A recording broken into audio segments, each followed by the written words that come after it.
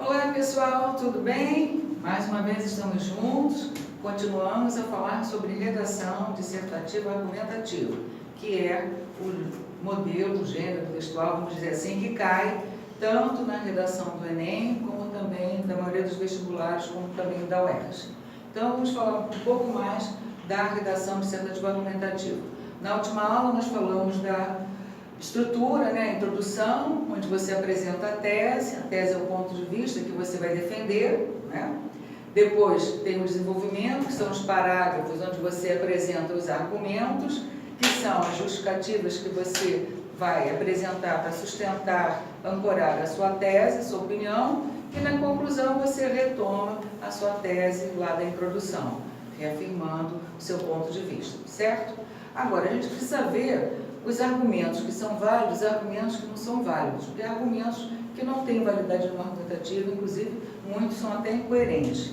Esses argumentos que não são válidos, nós chamamos de falácias, tá? Então, há alguns tipos de falácias que nós vamos ver que vocês não devem usar na redação de vocês. A primeira falácia, que acontece muito, aparece muito em redação, quando nós corrigimos, né, redações, nós encontramos generalização.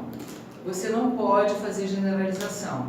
Evitem até essas palavras como todo, como tudo, nunca, sempre, nada, nunca, porque são palavras que generalizam. A generalização é uma falácia, é uma incoerência. Você não pode, por exemplo, dizer que todo político é corrupto, porque você não conhece todos os políticos que existem para dizer que todos são corruptos. Você tem que modalizar o seu discurso. Então, você pode dizer que a maioria dos políticos é corrupto, muitos políticos são corruptos, grande parte dos políticos é corrupto, mas você não pode dizer que todo político é corrupto, certo?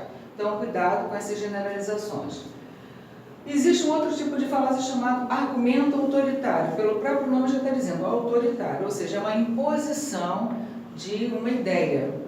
E o argumento, para ser válido, tem que ter uma fundamentação lógica. E, geralmente, o argumento autoritário, ele não tem uma fundamentação lógica. Exemplo, uma imposição religiosa. Você não pode impor e usar como argumento Deus.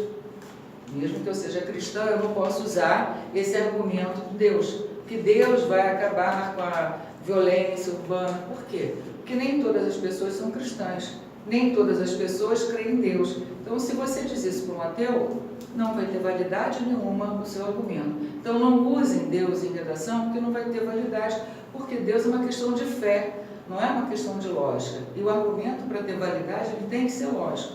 Então, o argumento autoritário é sempre uma imposição, ou uma imposição de ideologia, ou uma imposição religiosa, e não tem validade. Exemplo, dizer que mulher deve ser submissa ao homem é uma imposição machista, é um pensamento machista. Porque qual é a fundamentação lógica de dizer que a mulher tem que ser submissa ao homem?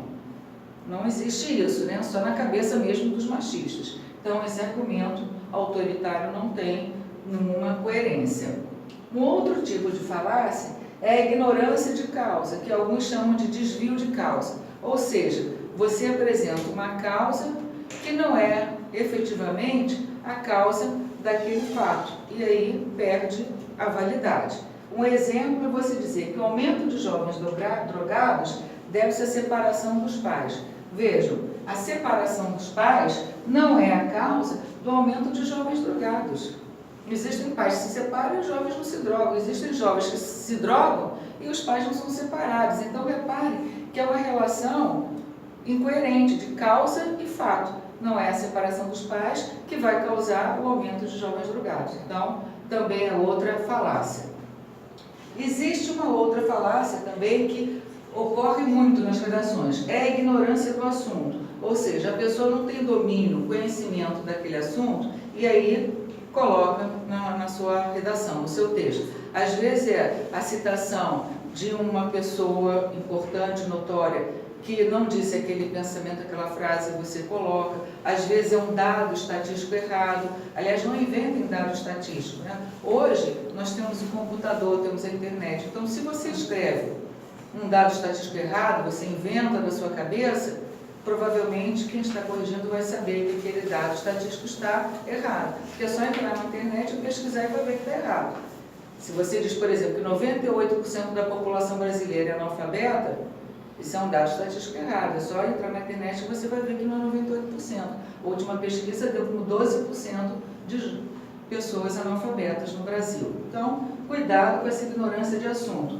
Um exemplo que uma vez eu peguei, corrigindo uma redação do vestibular da FRJ, quando ainda existiu o vestibular da FRJ, ele numa redação seguinte: quando Aristóteles disse, penso, logo existo, reparem, não foi o Aristóteles, filósofo grego, que disse isso. Quem disse, penso, logo existo, foi Descartes, um filósofo do século XVII.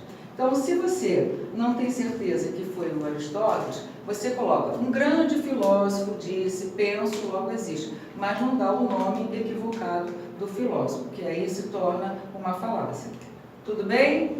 Tudo claro até agora? E vamos para o argumento de senso comum. O argumento de senso comum também aparece muito em redação de vestibular. É um argumento que já está dizendo de pensamentos que são clichês, pensamentos que já caíram, né, no uso popular, e as pessoas vão falando e vão repetindo, e vão ouvindo as outras, mas se pararem para pensar, vão perceber que esse pensamento não tem uma fundamentação lógica. Geralmente são provérbios, né, são frases clichêsadas, como esse exemplo aqui, de um slogan até de um candidato político, a deputado, há anos atrás, que usava como slogan esse: bandido bom é bandido morto. Repare que isso não tem fundamentação lógica. Nem todo bandido tem que morrer. Aliás, o bandido deve morrer, ele tem que ser preso, ele tem que ser punido, mas morrer não, nós não temos a pena de morte aqui. Você ir até contra a nossa Constituição, que não temos aqui a lei capital. Então, dizer que bandido bom é bandido morto é um argumento de senso comum. Como, por exemplo, também os provérbios populares: quem espera sempre alcança. Repare que isso não tem fundamentação lógica. Se você ficar sentado esperando para arranjar um emprego, se você não for nas empresas levar seus currículos, se você não correr atrás, provavelmente você não vai arranjar emprego. Então, quem espera sempre alcança é um clichê também e não tem validade nenhuma, porque não tem fundamentação lógica. Então, são argumentos que não têm validade, são as falácias. Ainda existem mais algumas, mas aí a gente vê na nossa próxima aula para não cansar vocês. Ok? Então, tudo de bom para vocês. Não esqueçam de se inscrever no canal, deixar o like de vocês, apertar o sininho e compartilhar com seus amigos. Até a próxima! Ai, gente, agora eu tenho que explicar o meu L aqui, ó. Isso aqui é um L. Por que isso é um L, ó? É um L. L de Loureiro. Por quê? Meu nome é Marília Loureiro. Então, quando eu me expresso, em vez de fazer assim para vocês, eu faço assim, que é o L de Loureiro. Acho que fica mais legal, fica diferente também, né? Ok?